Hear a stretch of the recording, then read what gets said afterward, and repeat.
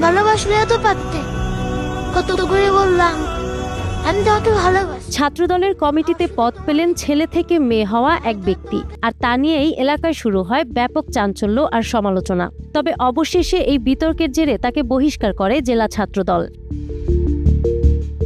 ঘটনা ব্রাহ্মণবাড়িয়ার কসবা উপজেলার সৈয়দাবাদ আদর্শ মহাবিদ্যালয়ের, যেখানে ছাত্রদলের সাংস্কৃতিক বিষয়ক সম্পাদক হিসেবে পদ দেয়া হয় ট্রান্সজেন্ডার রেদওয়ান ইসলামকে। তবে অভিযোগ ওঠে, রেদওয়ান ইসলাম তথ্য গোপন করে কমিটিতে স্থান পেয়েছে।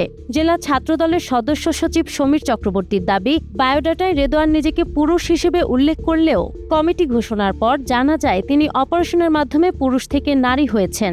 তথ্য গোপনের এই অভিযোগে রোববার তাকে দল থেকে বহিষ্কারের ঘোষণা দেয় জেলা ছাত্রদল। তবে বহিষ্কারের পর এক ভিডিও বার্তায় রেদওয়ান ইসলাম দাবি করেন, তার সাংস্কৃতিক যোগ্যতার কারণেই তাকে এই পদে আনা হয়েছিল। তিনি বলেন, কারো যোগ্যতা থাকলে সে কাজ করতে পারবে, সে ছেলে নাকি মেয়ে তা কোনো বিষয় নয়। তবে এবার বিতর্কের মুখে নিজের ফেসবুক পেজে এক দীর্ঘ পোস্ট দিয়ে নতুন ব্যাখ্যা দিয়েছেন রেদওয়ান। সেখানে তিনি দাবি করেন তিনি কোনো ট্রান্সজেন্ডার নন, বরং একজন সম্পূর্ণ পুরুষ এবং সংস্কৃতিকর্মী।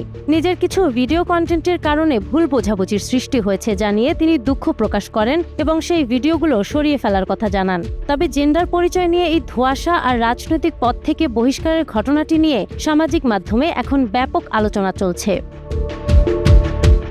নাহার বৃষ্টি, টাইমস টুডে।